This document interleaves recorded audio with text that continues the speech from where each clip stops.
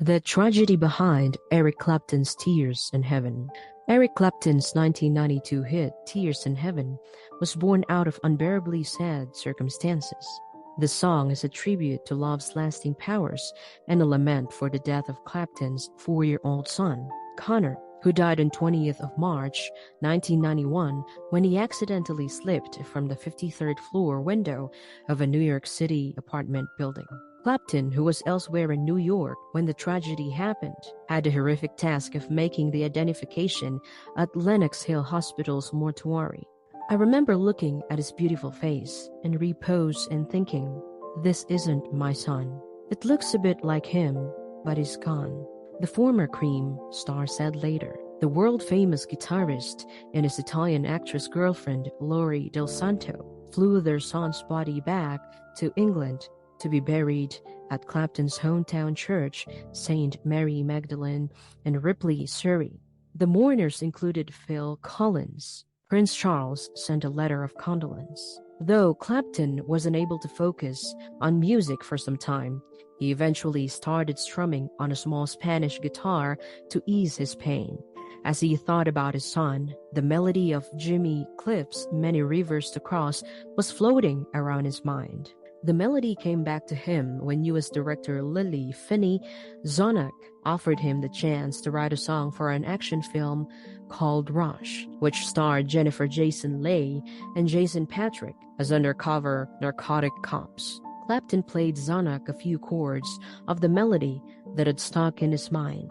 What I heard was Eric sitting in his hotel room and saying, "If you don't like this, I've got plenty more," Zonak later told Newsweek. Then he began playing Tears in Heaven.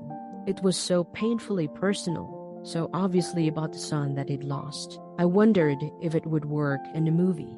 At the time, Clapton had written only one initial verse, "Would you hold my hand if I saw you in heaven?"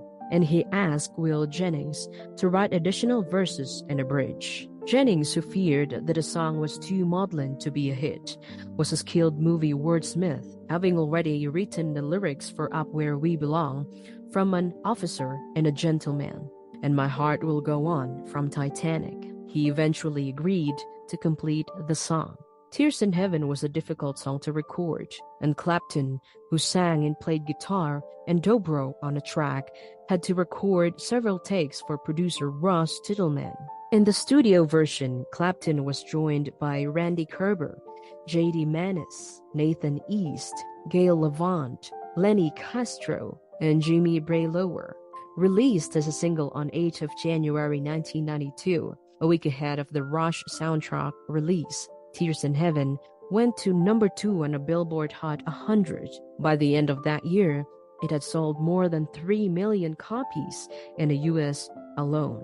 The popularity of the song was sealed when it was given a memorable premiere by Clapton 10 months after his son's death for an MTV Unplugged concert. The guitarist, performing in glasses before a small audience at Bray Studios in Berkshire, poured all his sadness into the song as he recorded a haunting acoustic version. The resulting MTV Unplugged album went on to sell 26 million copies worldwide and won 3 Grammy Awards.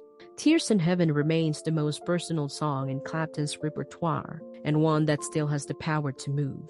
In an interview with ABC television presenter Daphne Barak, Clapton reflected on what the song meant to him, adding, "I almost subconsciously used music for myself as a healing agent, and lo and behold, it worked. I've got a great deal of happiness and a great deal of healing from music." Like and follow us for more stories in a world of music.